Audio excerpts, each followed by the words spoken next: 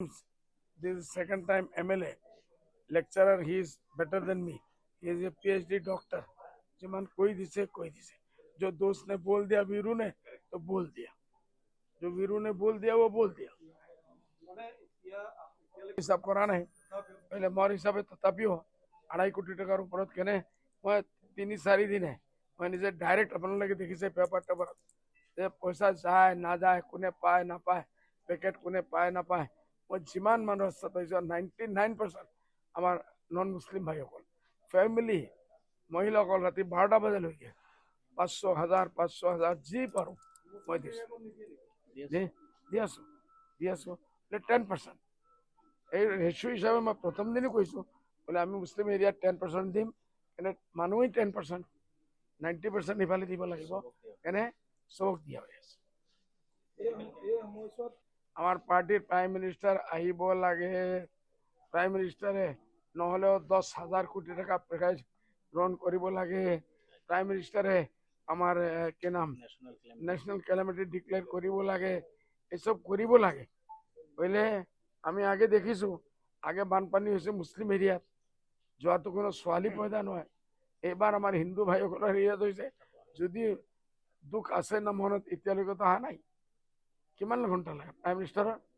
1 ঘণ্টা 1.5 ঘণ্টা হেলিকপ্টাৰ আহি যায় কেনাম আৰ্মি প্লেন আহি যায় 1 ঘণ্টা 1.5 ঘণ্টা ওলাই যায় আহিব পাৰিলে হয় কিন্তু এতিয়ালৈকেতো আমি যদি প্ৰাইম মিনিষ্টাৰে মগজৰ ভিতৰত চিন্তাও কৰে এইটো পেপাৰ পত্ৰিকাত ওলাই যায় এতিয়ালৈকে কোনো মগজত কাৰো অহা নাই কোনো প্লানিঙত এইটো নাই NGO we are running an NGO and NGO আমাৰ মেইন NGOৰ কাম হ'ল এডুকেশ্যন লাইনে আমি কাম কৰি আছোঁ আমাৰ জগত দাই ইয়াত আছে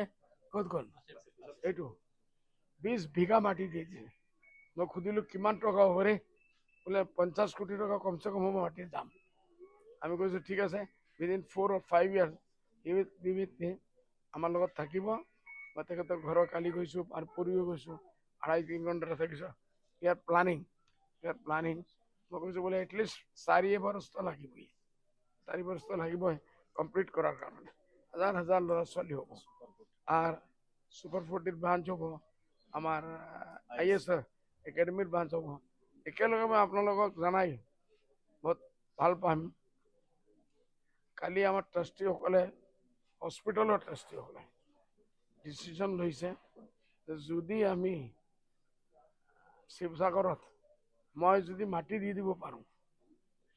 যেনেকুৱা আমাৰ দাদাই দিছে তে কমচে কম নহ'লেও 50 to 100 বেডৰ এটা চেৰিটেবল হস্পিটেল আমি ইয়াত দিম